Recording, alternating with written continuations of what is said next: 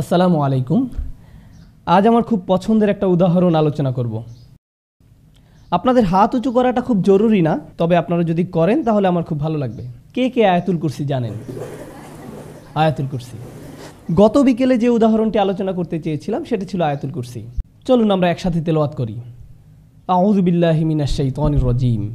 আল্লাহু লা ইলাহা ইল্লা হুয়াল হাইয়ুল কাইয়্যুম লা তাখুযুহু সিনাতুন ওয়ালা নাওম লাহু মা ফিস সামাওয়াতি ওয়া মা ফিল আরদ মান যাল্লাযী ইয়াশফা'ু 'ইনদাহু ইল্লা বিইযনিহি ইয়া'লামু মা বাইনা আইদিহিম ওয়া মা খালফাহুম ওয়া লা ইউহীতুনা বিশাইইন মিন 'ইলমিহি ইল্লা বিমা শা'a ওয়াসি'a কুরসিয়্যুহুস সামাওয়াতি ওয়াল আরদ ওয়া লা ইয়াউদুহু হিফযুহুমা ওয়া হুয়াল আলিয়্যুল আযীম। আয়াতুল কুরসিতে সর্বমোট ৯টি বাক্য। আয়াতুল কুরসিতে ৯টি বাক্য আমরা একটু দেখি। আল্লাহু লা ইলাহা ইল্লা হুয়াল হাইয়ুল কাইয়্যুম ১ নম্বর। লা তাখুযুহু সিনাতুন ওয়ালা নাওম ২ নম্বর। লাহু মা ফিস সামাওয়াতি ওয়া মা ফিল আরদ ৩ নম্বর। ৪ নম্বর বাক্য মান যাল্লাযী ইয়াশফা'ু 'ইনদাহু ইল্লা বিইযনিহি ৪ নম্বর। ইয়া'লামু মা বাইনা আইদিহিম ওয়া মা খালফাহুম ৫ নম্বর। এরপর ওয়ালা ইউহীতুনা বিশাইইন মিন ইলমিহি ইল্লা বিমা শা'a ৬ নম্বর। এরপর ওয়াসি'a কুরসিয়্যুহুস সামাওয়াতি ওয়াল আরদ ৭ নম্বর। ওয়ালা ইয়াউদুহু হিফযুহুমা ৮ নম্বর। ওয়া হুয়াল আলিয়্যুল আযীম ৯ নম্বর। ৯টি বাক্য। প্রথম বাক্য আল্লাহু লা ইলাহা ইল্লা হুয়াল হাইয়ুল কাইয়্যুম, একটা চমৎকার বাক্য যেটি শেষ হয়েছে আল্লাহর দুটি নাম দিয়ে। কি সে দুটি? আল হাইয়্যু, আল কাইয়্যুম, চিরঞ্জীব এবং সবকিছুর উৎস। পৃথিবীর সবকিছু সৃষ্টি করেছেন এবং নিয়ন্ত্রণ করছেন তিনি। বিস্ময়কর হলো শেষ বাক্য। লক্ষ্য করুন প্রথম বাক্য, এখানে এমন কিছু আছে যা কিনা শেষ বাক্যেও আছে, আর তা হলো ওয়াহুয়াল আলিয়্যুল আযীম। প্রথম বাক্যে আল্লাহর কয়টি নাম রয়েছে? প্রথম বাক্যেও আল্লাহর ২টি নাম রয়েছে এবং শেষ বাক্যেও আল্লাহর ২টি নাম রয়েছে। আচ্ছা, দ্বিতীয় বাক্যটি কি? দ্বিতীয় বাক্যে যাওয়ার আগে সিকিউরিটি গার্ড নিয়ে একটু কথা বলি। সিকিউরিটি গার্ডের চাকরিটা খুব কঠিন। ব্রিটিশ সিকিউরিটি গার্ড দেখেছেন, অদ্ভুত টুপি পরা, মাথায় রসের হাড়ির মতো, খুব কঠিন। এই দায়িত্ব যদি আপনাদেরকে দেওয়া হয়, পেশায় যদি আপনি একজন সিকিউরিটি গার্ড হন, আপনার সামনে একটা সিসিটিভি আছে, তাকিয়ে থাকতে হয় ঘন্টার পর ঘন্টা, একই দৃশ্য, নড়াচড়া নেই, দেখছেন তো দেখছেনই, ১২ ঘন্টা ৮ ঘন্টা। এটা কি খুব মজার কাজ? আপনি যদি কিছু পাহারা দেন তাহলে কি ঘটবে? আপনি ক্লান্ত হয়ে পড়বেন, আপনার ঘুম আসবে। যেমন সিনেমা হলের গার্ডদের কথা ধরুন। আপনারা তো ধার্মিক, আপনারা অবশ্য সিনেমা দেখেন না, যদিও অনেকে দেখে।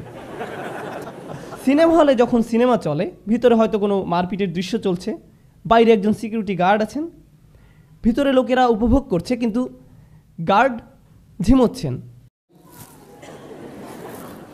হঠাৎ করে তিনি লাফ দিয়ে ওঠেন। এটা খুব সাধারণ দৃশ্য। সিনেমা হলের গার্ডরা, তাদের ঝিমুনি আসে। আল্লাহ তাআলা বলছেন তার নিজের সম্পর্কে, লা তাখুযুহু সিনাতুন ওয়ালা নাওম। তন্দ্রা। তন্দ্রা কখন আসে? যখন আপনি ক্লান্ত, আস্তে আস্তে আপনার চোখ বুজে আসে, আপনি ঘুমাচ্ছেন না কিন্তু আপনার ঘুম পাচ্ছে। ওই যে ওনার মতো, আমি মজা করলাম, জাস্ট মজা। এই তন্দ্রা বা ঝিমুনি কি বলে? সিনা। তন্দ্রা বা ঝিমুনির পরে কি আসে? নাওম। প্রথমে আসে সিনা। সিনা হলো, ধরুন জুমার দিন আমরা মসজিদে যাই, খতিব সাহেব শুরু করেন ইন্নাল হামদুলিল্লাহ নাহমাদুহু ওয়া নুসাল্লি, এটা হলো সিনা, ঠিক আছে? এরপর যখন তিনি বলেন আইয়ুহাল ইখওয়াতুল কিরাম,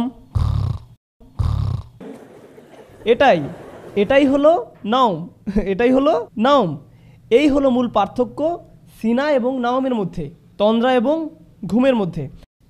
এই হলো দ্বিতীয় বাক্য, যেখানে বলা হচ্ছে তন্দ্রা আর ঘুম আল্লাহকে স্পর্শ করে না। মানুষ ক্লান্ত হয়, তাই তার তন্দ্রা আসে এবং এক সময় সে ঘুমিয়েও পড়ে।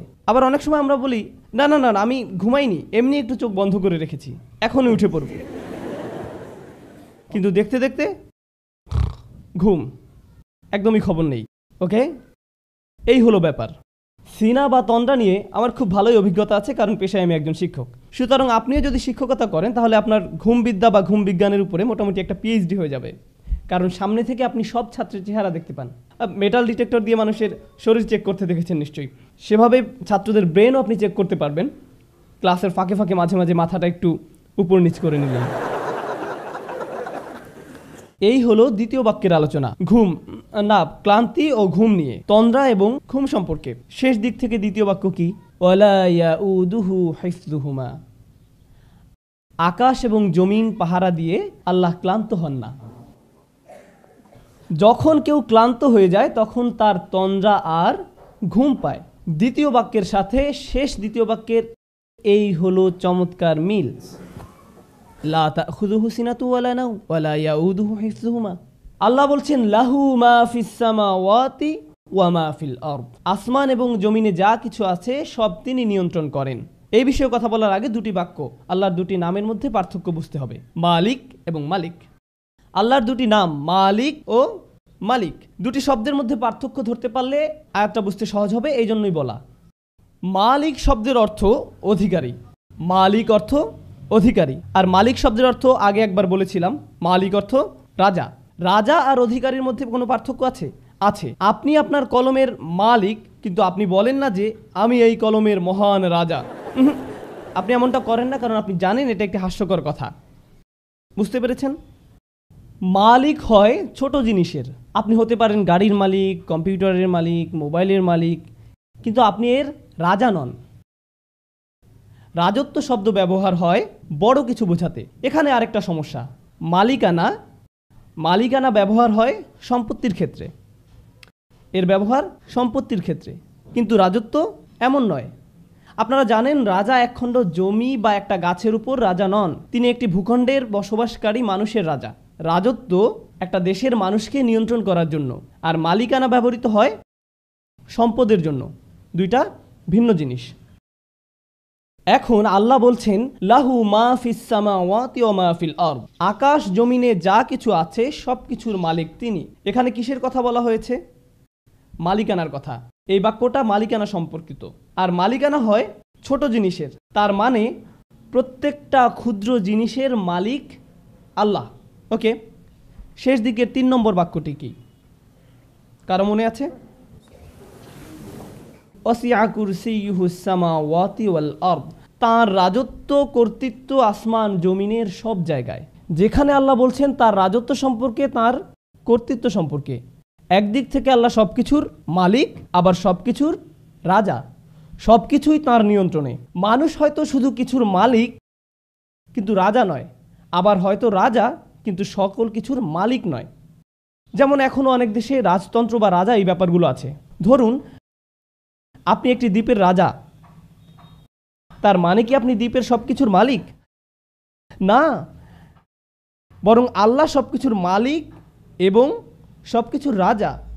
এটাই হলো বিষয়। কোনো ব্যক্তি যদি কোনোভাবে সব সম্পত্তির মালিক হয়েও যায়, তবে সে কি রাজা? এটা কি সম্ভব? সে হয়তো সম্পত্তির মালিক, কিন্তু রাজা আরেকজন আছেন। আপনি হয়তো সব সম্পত্তির মালিক, কিন্তু আপনার উপর রাজত্ব করছেন আরেকজন। অথবা আপনার রাজত্ব আছে কিন্তু সব সম্পত্তির মালিক আপনি নন। কিন্তু আল্লাহর দুটোই আছে, আল্লাহ একই সাথে মালিক এবং মালিক। আল্লাহ তার মালিকানার কথা বলছেন এভাবে, লাহু মা ফিস সামাওয়াতি ওয়া মা ফিল আরদ, তৃতীয় বাক্য। আর তার রাজত্বের কথা বলছেন ওয়াসিআ কুরসিয়ুহুস সামাওয়াতি ওয়াল আরদ। আচ্ছা, এবার চতুর্থ বাক্য কি? পিছন থেকে পড়ে আসি। আল্লাহু লা ইলাহা ইল্লা হুয়াল হাইয়ুল কাইয়্যুম লা তাখুযুহু সিনাতুন ওয়ালা নাওম লাহু মা ফিস সামাওয়াতি ওয়া মা ফিল আরদ। এরপর মান যাল্লাযী ইয়াশফাউ ইনদাহু ইল্লা বিইযনিহি, আল্লাহ বলছেন কে আছে তার কাছে তার অনুমতি ছাড়া শাফায়াত করবে। লক্ষ্য করুন, শাফা কি? শাফা শব্দের সহজ অর্থ হলো মধ্যস্থতা। আরও সহজ করে বললে শাফা মানে কারো মাধ্যমে যোগাযোগ করা। আরও সহজ করে বললে শাফা মানে কারো মাধ্যমে সুপারিশ করা। শাফা মানে আপনি চাকরি হারাতে বসেছেন, কিন্তু আপনার চাচা বা মামা ম্যানেজার, তিনি বললেন না না না না না, সে থাক, সে ভালো, তাকে রাখা যায়, সে ভালো। এটাই হলো শাফা। কিয়ামতের দিন যখন আমরা চরম বিপদগ্রস্ত থাকব, তখন কেউ একজন এসে বলবে, না না না না, সে থাক, সে আমার সাথে, তার জন্য সহজ করুন। আমরা চাইবো যেন আল্লাহ আমাদের জন্য রাসূল সাল্লাল্লাহু আলাইহি সাল্লামের শাফায়াত কবুল করেন, কিন্তু আল্লাহ বলছেন সেদিন তোমার জন্য সুপারিশ করতে কেউ আসবে না। তোমার চাচা, তোমার ভাই, তোমার বাবা, তোমার মা, অফিসের বস, কেউ না। কেউ বলবে না আল্লাহ সে সে ভালো, সে থাক। কেউ আসবে না, কেউ না। এখন তো এমন করার সুযোগ আছে যে তুমি আমার লোক, এই নাও ভিআইপি পাস, তুমি চলে যাও। না না না না না, সেদিন এই সুযোগ থাকবে না, কোনো ভিআইপি টিকিট থাকবে না। একমাত্র ব্যতিক্রম হলো যদি আল্লাহ কাউকে অনুমতি দেন। সুতরাং এই বাক্যে বলা হচ্ছে কারো কোনো ক্ষমতা নেই সুপারিশ করার যতক্ষণ না আল্লাহ তাকে অনুমতি দেন। কেউই সুপারিশ করতে পারবে না, কিন্তু একটু ব্যতিক্রম আছে। সেই ব্যতিক্রমটাই হচ্ছে গুরুত্বপূর্ণ। সেই ব্যতিক্রমটা হলো কি, যদি আল্লাহ অনুমতি দেন। বুঝা গেল? আচ্ছা, ওয়ালা ইউহিতুনা বিশাইইম মিন ইলমিহি, তারা কিছুই জানে না, তারা তার জ্ঞানের পরিধির কিছুই জানে না, ইল্লা ছাড়া, বিমা শা। চতুর্থ এবং ষষ্ঠ বাক্য দুটোই হলো আল্লাহর ঘোষণা এবং ব্যতিক্রম হিসাবে তার দেয়া সুযোগ সম্পর্কে।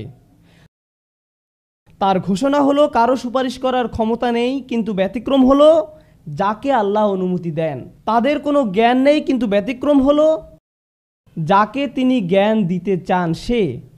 অন্যথায় তারা কিছুই জানে না। ওয়ালা ইউহিতুনা বিশাইইম মিন ইলমিহি ইল্লা বিমা শা।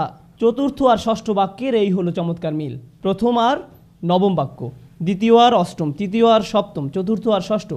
কি বাকি আছে মধ্যের বাক্য? তিনি বলছেন ইয়ালামু মা বাইনা আইদিহিম ওয়া মা খালফাহুম। তিনি বলছেন তিনি মানুষের সামনে এবং পেছনে যা আছে সব জানেন। তিনি জানেন আয়াতের পেছনে যা ছিল এবং সামনে যা আছে। তিনি আয়াতের মাঝখানে এই বাক্যটা দিলেন আর বলছেন সামনে পেছনে যা আছে আমি জানি। কে এভাবে বলতে পারেন? কে পারেন? সুবহানাল্লাহ। এভাবেই আল্লাহ তার কথা বলেন, এভাবেই আল্লাহ তার বক্তব্য তুলে ধরেছেন। কেন আমরা বুঝতে পারি না? সমস্যাটা কোথায়?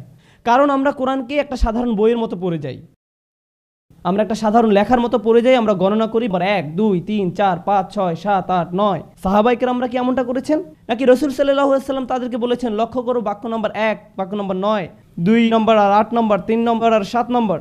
না, কারণ তিনি শুধু কোরআন বলে গেছেন, বক্তব্যের মতো তিনি শুধু কোরআন বলে গেছেন। আজ আমরা এটা দেখতে পাই যখন সাহাবায়ে কেরামরা এটা লিখে গেছেন। কোরআন সকল বক্তব্যের চেয়ে সম্পূর্ণ নির্ভুল, এমনকি এটা বক্তব্য হওয়া সত্ত্বেও। আর কখন ভুল হওয়ার সম্ভাবনা বেশি থাকে? কিছু লিখলে না বললে। একবার কিছু লিখে ফেললে আর সেটা ফেরানোর উপায় নেই। যেমন ইউটিউবে একবার কিছু আপ করে ফেললে যা হয় আর কি। ধরুন যদি আপনি কাউকে একটা খারাপ মেইল লিখলেন, এরপর পাঠানোর আগে ভাবলেন এটা পাঠানো ঠিক হবে কি না, এরপর ঈদ মোবারক লিখে পাঠিয়ে দিলেন। একবার সেন্ড করে দিলে আর ফেরাতে পারবেন না। পাঠিয়ে দিলেন তো দিলেনই, এরপর আর পাল্টানোরও সুযোগ নেই বা ফেরানোরও কোনো সুযোগ নেই। আল্লাহ সুবহানাহু ওয়া তাআলা কোরআনকে লিখিত অবস্থায় নাজিল করেননি, তিনি এটা বক্তব্য আকারে নাজিল করেছেন। এটা বক্তব্য আকারে নাজিল করেছেন। আপনারা জানেন আমি ভাষাবিদদের সাথে কথা বলেছিলাম, অমুসলিম ভাষাবিদ। তারা এটা বিশ্বাস করতে অস্বীকার করেছে যে কোরআন বক্তব্য। তারা অস্বীকার করেছে, বলেছে অবশ্যই এটা লিখিত।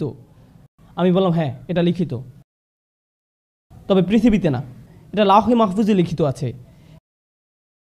কিন্তু রাসূলুল্লাহ সাল্লাল্লাহু আলাইহি সাল্লামের উপর নাজিল হয়েছে বক্তব্য আকারে। যেটা শুনবে সে বিশ্বাস করতে বাধ্য যে এটা মানুষের বক্তব্য হতে পারে না। বারাকাল্লাহু লি ওয়া লাকুম। আসসালামু আলাইকুম।